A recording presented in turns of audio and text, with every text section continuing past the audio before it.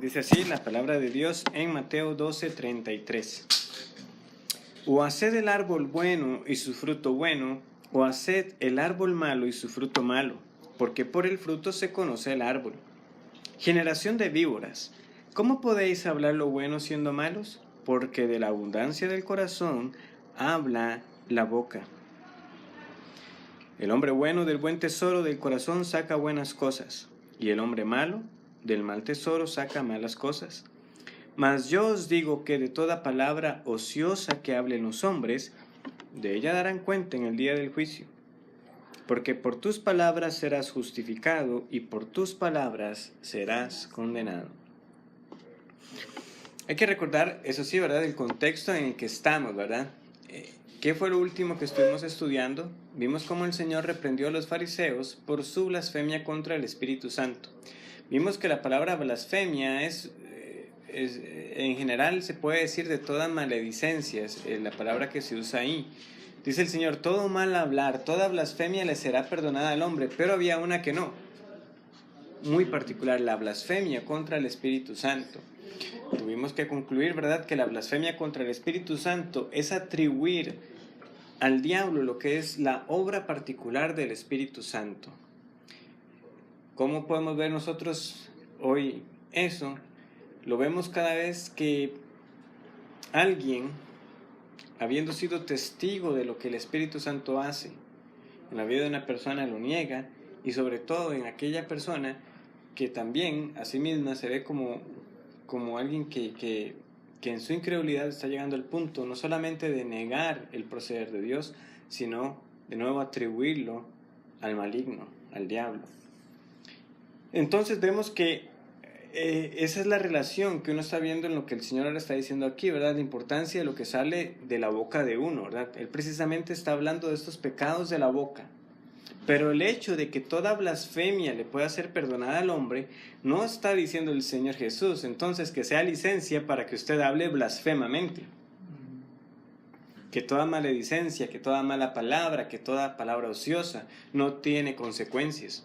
No tiene consecuencias. Vean, notemos que, así como quizás algunos a veces se pasan planteando, ¿y cómo sé si yo o cómo sé si alguien ha cometido el pecado imperdonable, ¿verdad? Como que pasan en esa búsqueda. Aquí el Señor está dando una advertencia y dice, es que no se trata solamente de la blasfemia contra el Espíritu Santo. Ahora, ese es el pecado serio, más serio, porque dice el Señor, es imperdonable. Pero no quiere decir que el resto de lo que yo diga no tenga consecuencias. Al punto que en el versículo 37 concluye de que por tus palabras serás condenado. Es decir, lo que yo digo repercutirá en la eternidad, como vamos a ver. Entonces, no olvidemos eso. Entonces dice el Señor en el versículo 33, o haced el árbol bueno y su fruto bueno, o haced el árbol malo y su fruto malo, porque por el fruto se conoce el árbol.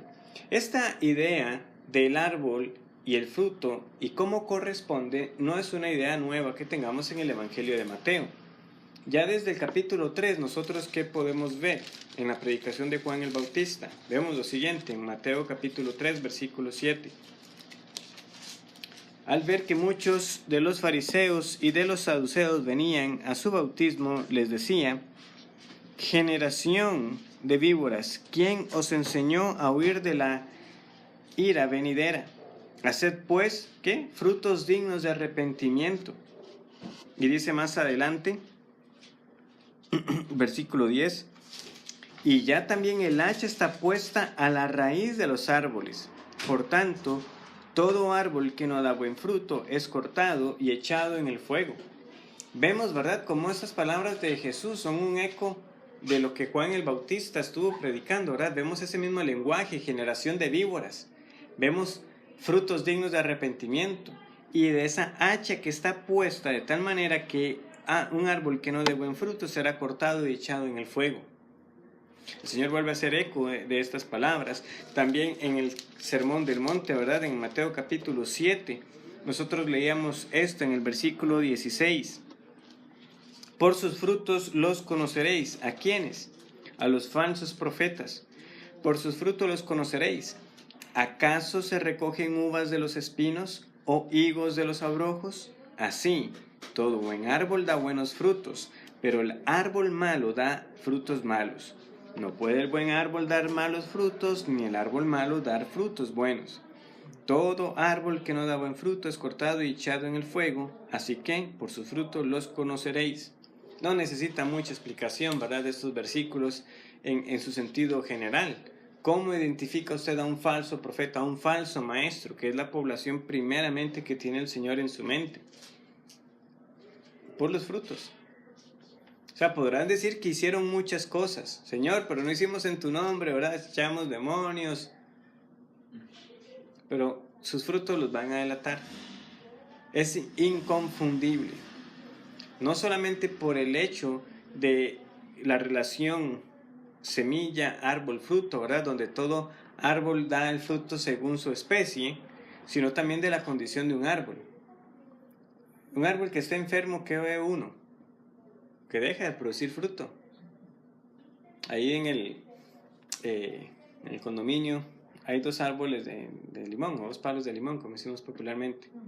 Pero es evidente que hay uno que ahí siempre encuentro limones, y había otro que también daba bastante limón, de hecho, pero no sabemos si fue que el que le da mantenimiento más bien lo terminó de echar a perder o qué fue. Si tratando de ayudarlo más bien, como dice uno, le dio el golpe de gracia, ¿verdad? Porque ahí está el palillo, pero digamos que ya no hay limón, o sea, muy poco, encuentra uno ahí, uno que otro se ve a veces. O sea, algo me dice a mí que no está bien con ese árbol. Entonces es un examen muy sencillo. Así como el Señor nos dice, así ustedes pueden reconocer al falso maestro, así también ustedes deberían reconocer en mí lo que soy. Es decir, lo que hizo el Señor cuando expulsó a ese demonio que tenía a esa persona ciega y muda, fue un buen acto, ¿verdad? Fue una buena obra. Entonces, eso que estábamos viendo en Jesús, que es bueno, nos tendría que decir que Jesús es bueno. Esas obras testificaban acerca de Jesús. De hecho, él en ocasiones hablará así en los evangelios, sobre todo en Juan, recuerdo cuando él dice, si no me creéis a mí, creedme por las obras que hago. O sea, esas obras daban testimonio de la clase de persona que era el Señor. A la vez, las obras de los fariseos daban testimonio de que eran ellos, de que eran malas personas. Ya Juan se los había dicho, ¿verdad? O sea, haced frutos dignos de arrepentimiento. Quiere decir que la vida de ellos no lo mostraba. Por eso debían arrepentirse. Pero ellos, con esas malas palabras, con esa blasfemia contra el Espíritu, ¿qué estaban dando a entender? De que eran malos árboles. El fruto que salía de ellos era perversión. Entonces, una vez más vemos cómo este examen, por decirlo así, del fruto es inconfundible. Por eso cuando muchos también a veces se preguntan, pastor, es que no sé, o sea, uno le dice, pero ¿qué ve usted en su vida? Es que ese fruto no ha de engañar, a menos de que usted se esté engañando a sí mismo y se quiera sugerir otra cosa, que a pesar de la evidencia de lo que ve, piense que no es lo que es. Pero si está la obra de arrepentimiento, si están esos frutos dignos de arrepentimiento, la conclusión debe ser que es un buen árbol. Pero si lo que hay es perversión, maldad, blasfemia, o sea, el fruto también le está testificando a usted qué clase de árbol es. Generación de víboras, ¿cómo podéis hablar lo bueno siendo malos? Porque de la abundancia del corazón habla la boca. Ellos no podían hablar diferente. Cuando ellos vieron a Jesús haciendo lo que hizo, y ellos más bien diciendo, por Belcebú saca a los demonios, Jesús les está diciendo, es que no pudieron hablar algo distinto. ¿Cómo iban a hablar algo bueno siendo ustedes malos? Esa maldad que les salió es porque ustedes son así. Son hijos del maligno. De hecho, en Juan 8, ¿verdad? Les dirá, ustedes son hijos de vuestro padre, el diablo. ¿Y qué es lo que les dice el Señor al respecto del diablo? ¿Que es el padre de qué? De la mentira. Por ello, ellos eran mentirosos, blasfemos, maldicientes, porque eso era lo que había en ellos. El Señor entonces nos da aquí esta máxima, ¿verdad? Porque de la abundancia del corazón habla la boca. No hay quite. Esta abundancia podemos imaginarlo ¿Han visto ustedes, verdad, cuando, qué sé yo, estaban llenando un balde o una tina y la llenan más de lo que le cabe? Ahora, ¿cómo se empieza a desbordar? Ahora, usualmente, porque, sí, verdad, esas no son, usualmente no están en una superficie 100% plana, ni la tina será 100% estable, uno verá que se empieza a desbordar más de un lado, ¿verdad? Entonces, imaginemos eso en lo que el Señor está diciendo aquí. De la abundancia del corazón habla la boca. La expresión se refiere a un exceso. O sea, es tanto que rebasa. Y eso que rebasa es lo que sale a relucir. Vean que si es tan buen examen para saber qué clase de fruto está produciendo uno con examinar lo que uno habla, que ustedes rápido pueden conocer a una persona de lo que le gusta, de lo que realmente pasa mucho por su cabeza, cuando ustedes a veces pueden decir de alguien, es que esa persona siempre pasa hablando de esto. No que siempre en el sentido de verdad, uno podrá saludar, hablar de algún tema, pero que usted dice, rara vez una conversación con esa persona no termina en eso. Termina hablando de su equipo de fútbol favorito, termina hablando de cuánto le gusta su trabajo, de cuánto detesta su trabajo, de las ocurrencias de los hijos si los tienen pequeñitos.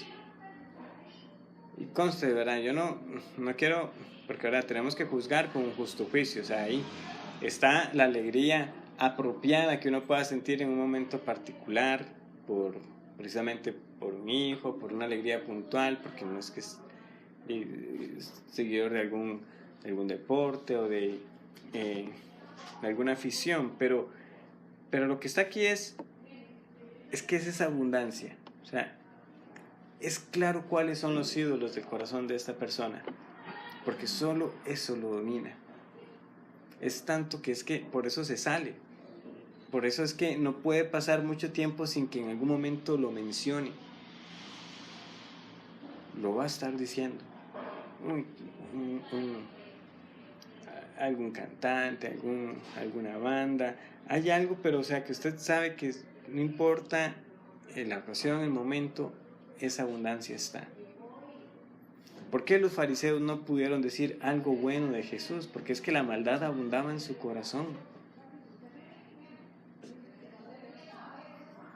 O sea, usted ve que hay alguien que dice uno algo favorable de alguna institución, de alguna persona, de algo que pasó, y siempre va a salir con algo que reprochar. Siempre va a haber algo que criticar. O sea, uno ve que lo que está dominando ese corazón es la amargura, el rencor, la insatisfacción, la envidia. O sea, no es que la boca en sí mismo peca, pues la boca simplemente dirá lo que ya está en el corazón. Por eso es que es tan buen parámetro para examinarnos. Porque no va a engañar. O sea, a la larga no va a engañar. Lo que decimos refleja lo que somos. El hombre bueno del buen tesoro del corazón saca buenas cosas, y el hombre malo del mal tesoro saca malas cosas. Y eso es lo que saldrá. La Biblia nos enseña a nosotros entonces bastante respecto a lo que decimos y cómo es inconsistente de uno como hijo de Dios que precisamente se esté viendo ese hablar dividido, un hablar que en ocasiones bendice y en algunas ocasiones maldice, ¿verdad? Creo que uno de los pasajes más claros que tenemos en Santiago capítulo 3 que nos enseña abundantemente acerca de la lengua.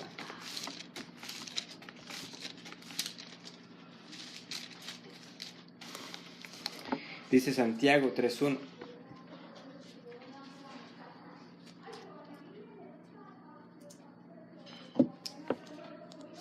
Dice, hermanos míos, no os hagáis maestros muchos de vosotros, sabiendo que recibiremos mayor condenación.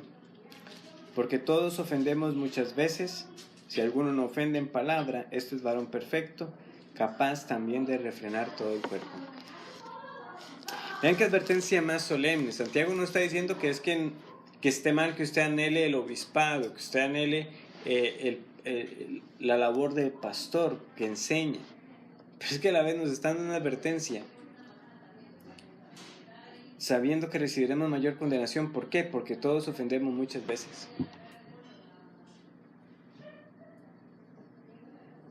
La labor del maestro lo expone a una mayor condenación. Increíble. Qué advertencia más solemne la que da aquí Santiago. ¿Por qué? Porque es una tentación muy grande tener ese púlpito, tener la atención de tantas personas para que lo escuchen a uno hablar. Santiago dice, tenga cuidado. Y nos pone aquí como parámetro que la señal del hombre maduro, perfecto, completo, es aquel que sepa refrenar la lengua. Porque dice, el que refrena su lengua debería ser capaz de refrenar todo el resto del cuerpo. Y aquí nosotros ponemos freno en la boca de los caballos para que nos obedezcan y dirigimos así todo el cuerpo, o todo su cuerpo. Mirad también las naves, aunque tan grandes y llevadas de impetuosos vientos, son gobernadas con un muy pequeño timón por donde el que las gobierna quiere. Así también la lengua es un miembro pequeño, pero se jacta de grandes cosas. He aquí cuán grande bosque enciende un pequeño fuego. Y la lengua es un fuego, un mundo de maldad. La lengua está puesta entre nuestros miembros y contamina todo el cuerpo e inflama la rueda de la creación. Y ella misma es inflamada por el infierno, porque toda naturaleza de bestias y de aves y de serpientes y de seres del mar se doma y ha sido domada por la naturaleza humana.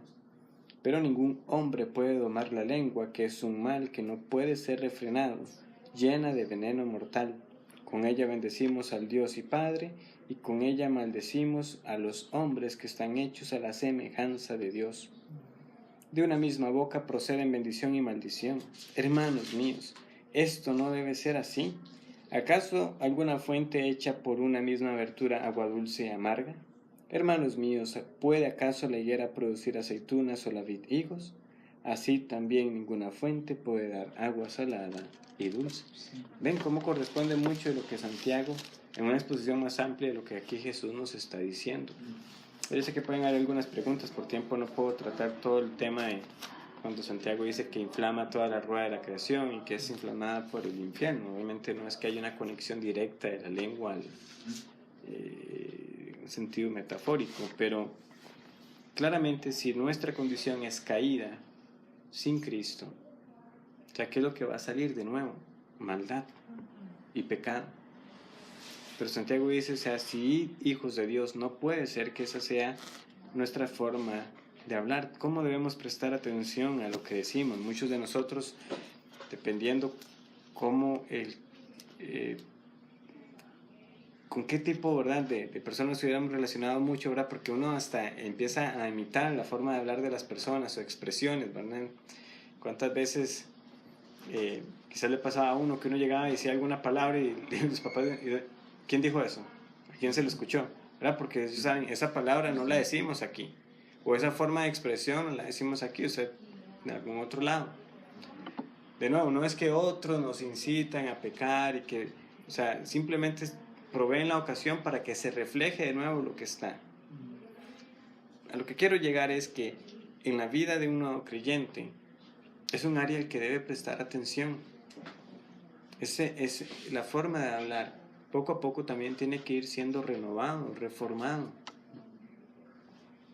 ¿Por qué? Porque ya ahora sí hay un nuevo corazón del que debería poder sacar buenas cosas, no ese corazón malo antes de conocer al Señor. Vean incluso lo que dice Cristo, ¿verdad? Mas yo os digo que de toda palabra ociosa que hablen los hombres, de ella darán cuenta en el día del juicio. Yo creo que este versículo, de verdad, uno debería levantarse cada día y recordarlo. Porque precisamente eso es lo que nos pasa. Aquí lo que dice toda palabra ociosa, no debemos imaginarnos ese contexto simplemente de ocio, que está la gente aquí disfrutando y se le salió a uno algo que no debía decir. Lo que hay que entender es toda palabra sin cuidado, o sea, de toda palabra descuidada daremos cuenta.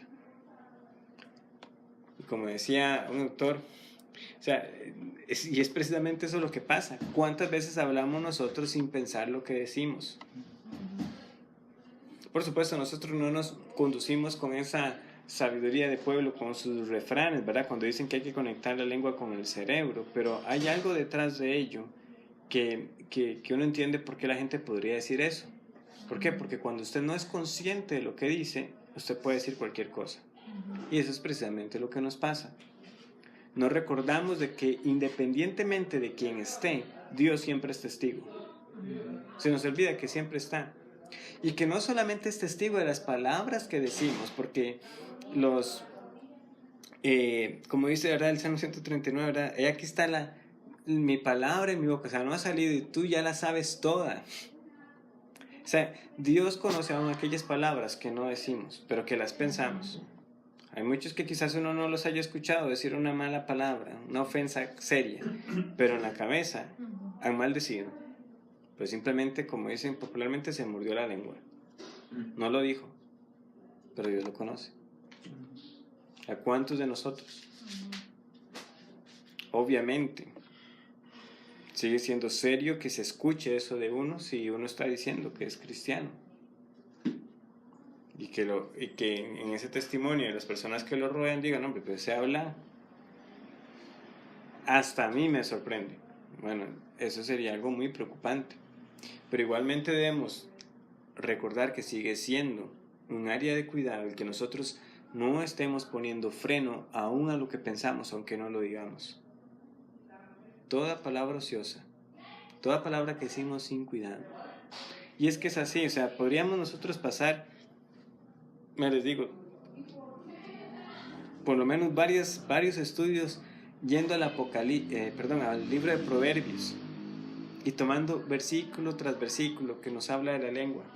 Proverbios como libro de sabiduría tiene mucho que decir al respecto, al igual que también los salmos, pero lo que voy a hacer es, vamos a leer brevemente con unos pequeños comentarios algunas citas, simplemente para que nosotros caigamos en cuenta que lo que el Señor está diciendo aquí no era en un sentido un mandamiento nuevo, ¿verdad? O sea, una advertencia nueva, sino que desde el Antiguo Testamento los santos tenían claro que Dios abominaba esa lengua blasfema, esa lengua que hablaba mentira. Salmo 39:1.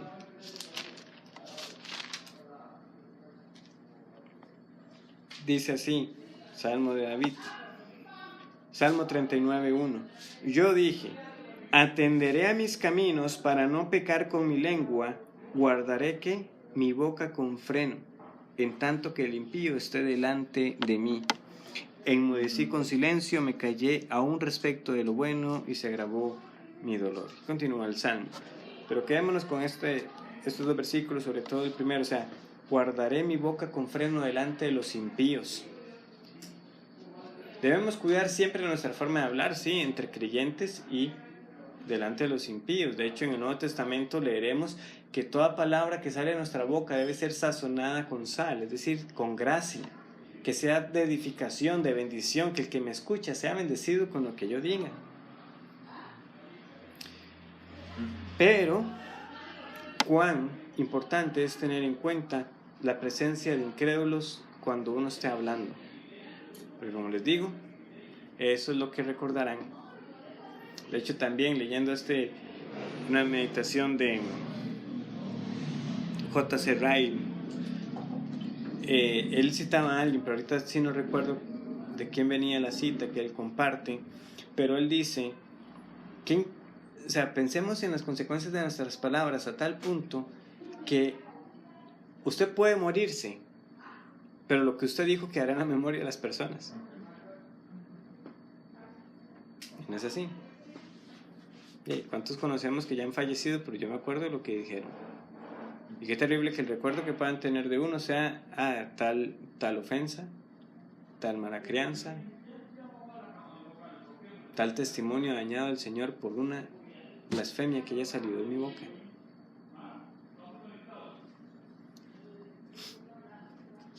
Salmo 141:3.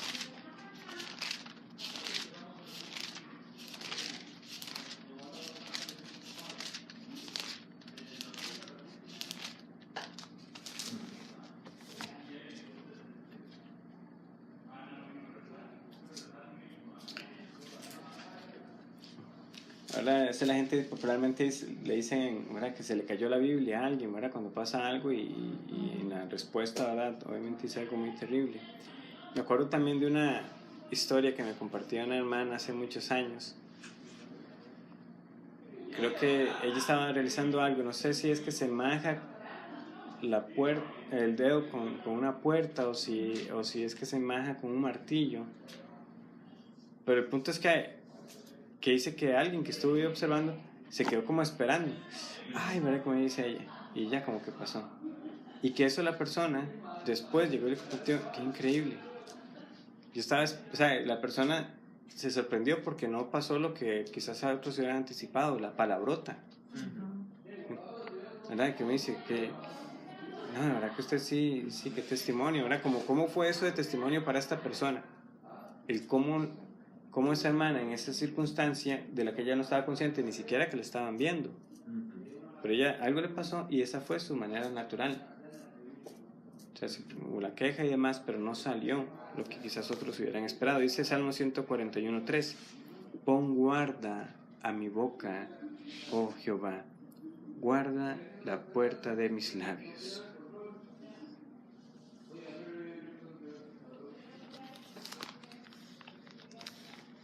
Me consta que yo no estoy limitando, aunque estoy poniendo ejemplos de esta naturaleza, solamente las malas palabras. Pero es que hay palabras que son, que ¿verdad?, también los proverbios nos hablarán de eso, que hay palabras que son dichas cuando no conviene. O sea, los proverbios reprenderán al que viene con cantos de alegría, al que está el alma afligida. O sea, ustedes han visto, ¿verdad?, cómo algunos a veces tratan de consolar a alguien contándole un chiste. Entonces son palabras no apropiadas, son palabras descuidadas.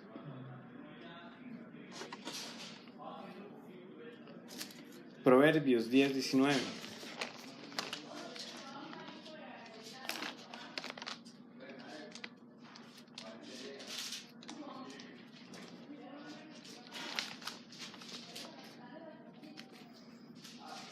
En las muchas palabras no falta pecado, mas el que refrena sus labios es prudente.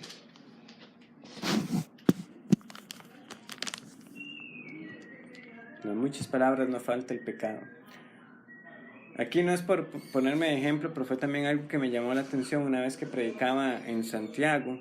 Es una serie que fue hace muchos años, pero que alguien al final me dijo: ya entiendo por qué usted casi no habla. Y no había caído en cuenta. O sea, yo mismo no me he analizado y, o sea, como les digo, no lo estoy diciendo porque yo me considero una... Pero qué importante, ¿verdad? Y sí, es que a veces uno tiene que ser comedido. Porque precisamente nos dice Proverbios, en las muchas palabras no falta pecado.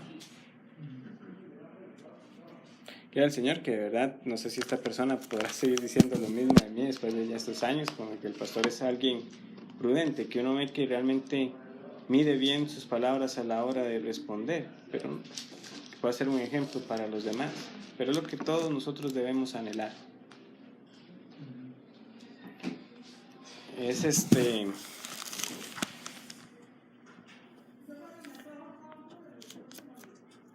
a veces esa tendencia, ¿verdad?, cuando en algunos espacios se da la oportunidad de que alguien hable y usted ve que no se puede esperar, o sea, no puede dejar pasar la ocasión sin que tenga algo que decir, que tenga algo que compartir. Y uno debería recordar, es que en muchas palabras no falta. Cuanto menos hable en un sentido, menos pecado. Proverbios 11:1, ahí cerquita: el peso falso es abominación a Jehová, mas la pesa cabal le agrada. Esto lo estoy leyendo para que lo comparemos con el 12:22. Dice Proverbios 12:22: los labios mentirosos son abominación a Jehová, pero los que hacen verdad son su contentamiento. Es ver cómo es comparado igualmente abominable el que entonces miente como aquel que usa peso falso. El que tiene peso falso, obviamente, ahora no está mintiendo explícitamente con su boca, pero si usted tiene una pesa adulterada, extendamos eso en cualquier área del trabajo de uno, que uno sabe que está engañando. No lo digo con sus palabras, pero esto también es una mentira. Igualmente sigue siendo abominable, porque Dios abomina al mentiroso, porque eso es lo que hay que recordar. Cuando leemos de que Dios abomina la lengua mentirosa, no es que simplemente tiene algo contra el miembro, ¿verdad?, de la lengua de uno, es contra la persona, ¿verdad? O sea, decir que abomina la lengua mentirosa es que abomina al mentiroso. Y último pasaje, Proverbios 18:21. La muerte y la vida están en poder de la lengua, y el que la ama comerá de sus frutos. La muerte y la vida. Un ejemplo que quizás ustedes pueden luego leer con más detenimiento, pero hay una ocasión en que el rey David envía a sus hombres para dar consuelo a un rey porque su padre ha muerto. ¿Alguien sabe lo que pasa?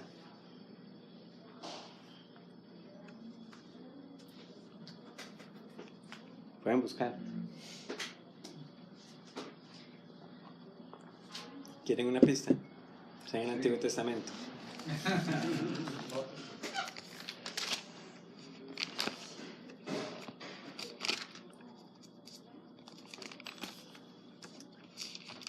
Pero los consejeros de ese rey le dicen, no nos parece que esté enviando para consuelo, sino para ver la tierra. ¿Les suena? ¿Todavía no? No.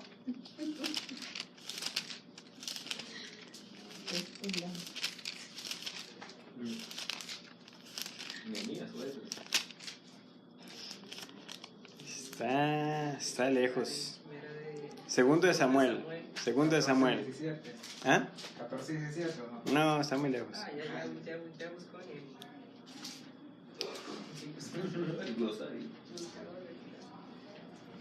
Vea lo que dice así, segundo de Samuel, capítulo 10.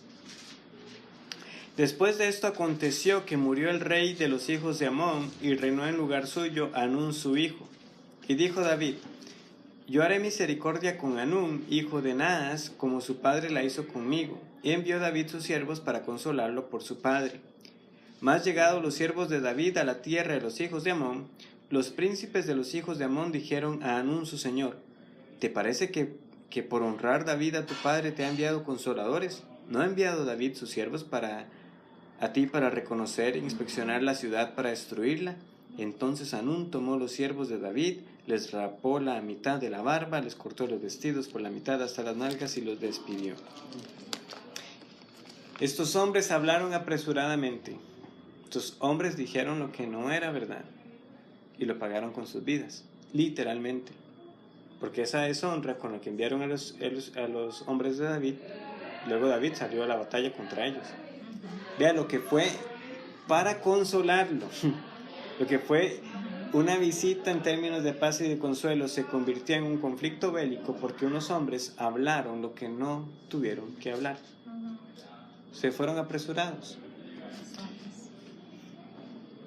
Más ejemplos podríamos seguir citando. Volviendo a Mateo, dice el Señor, verdad, mas yo os digo que de toda palabra ociosa que hablen los hombres, de ella darán cuenta en el día del juicio.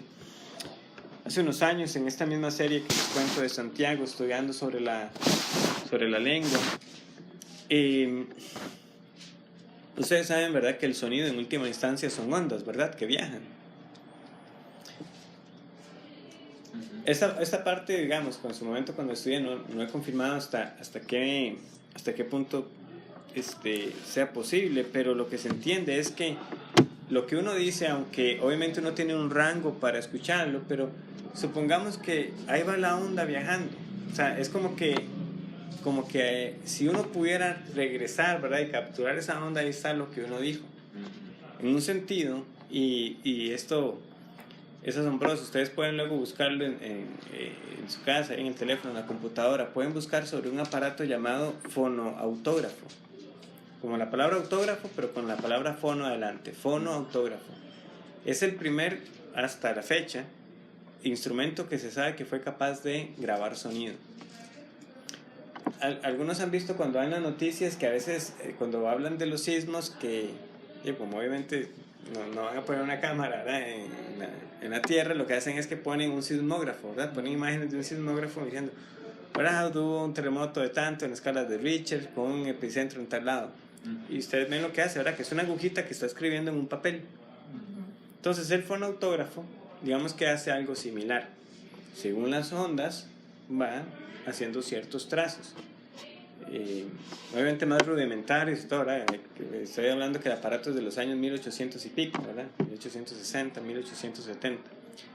El punto que yo les cuento todo esto, porque es que a mí lo que me asombra es que se conserva un papel que es del año 1870, si mal no recuerdo.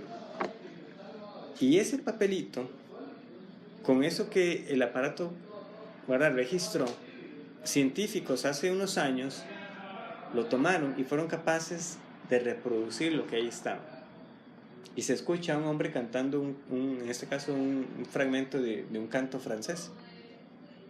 En el claro de la luna, creo. Que es el título, sería en español. O sea, algo dicho en 1870. Hasta la fecha se supone que esa es la evidencia, el sonido más antiguo capturado.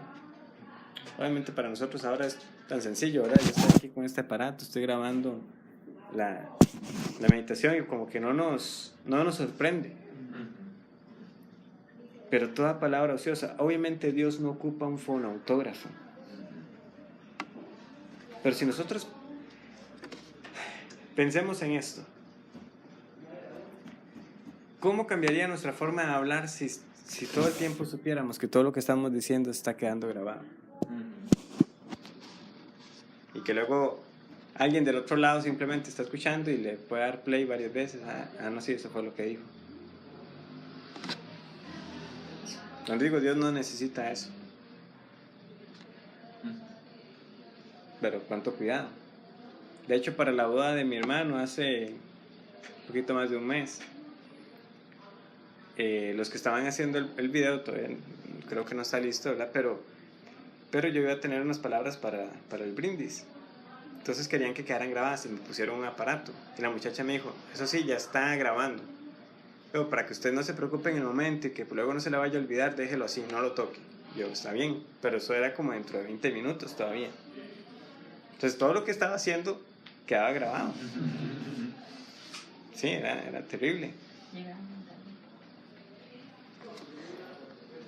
Algo que mejor no les cuento, pero luego yo me acordé que ya se tenía el aparato, ¿verdad? Dije, uy, esto, bueno, no importa, luego ellos se editan y agarran el pedazo que les conviene, pero es que se me había olvidado que eso estaba ahí, era como con una tensión, ¿verdad? Y yo, porque yo sé que luego alguien iba a llegar a escucharlo para encontrar el segmento de lo que necesitaba.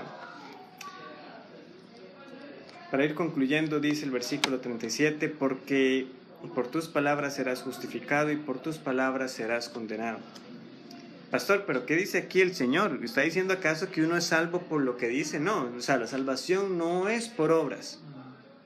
Pero lo que el Señor sí está diciendo es que las palabras son obras que dan testimonio de lo que uno es. En el día del juicio, como nos dice el versículo 36, de verdad que a propósito que este último domingo cerraba hablando del día del Señor, ¿verdad? Aquí está hablando de lo mismo. El día del juicio es el día del Señor. En ese día es entonces como si se nos pusiera el fonautógrafo, se nos pusiera el aparatito y el Señor diciendo, esto usted fue lo que dijo. Será la voz de uno escuchándose. No habrá forma de uno decir, es que ese no soy yo.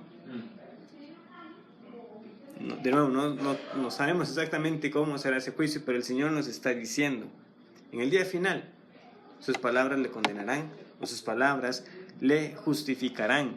Es decir, si usted es del Señor, en el día final, lo que usted habló dará cuentas de que usted era hijo de Dios. ¿Quiere decir que nunca pecó con su lengua? No, porque como dice Santiago, quien nunca peque con su lengua se fue varón perfecto. Pero que en general, o sea, el testimonio de lo que este hombre hablaba o esta mujer hablaba, nos dice que era un hijo de Dios. Al contrario de que el testimonio será en contra para todo aquel que fue un malvado. pastor, pero yo no puedo cambiar mi corazón. O sea, si el mal corazón salen las malas cosas y yo no puedo cambiarlo, precisamente está hoy el Señor mostrándonos que es así. O sea, es que lo que usted es, eso es lo que usted habla. Pero gracias damos al Señor de que precisamente por la predicación del Evangelio y la obra del Espíritu Santo, Él transforma los corazones. Y entonces, cada uno puede examinar su vida hoy delante del Señor y de gracias, y al examinar se ve que realmente lo que yo digo a las personas es para bendición, son palabras sazonadas con gracia. O si yo necesito revisarme delante de Él y pedir para que entonces mi corazón sea renovado para que hable lo que conviene. Oremos.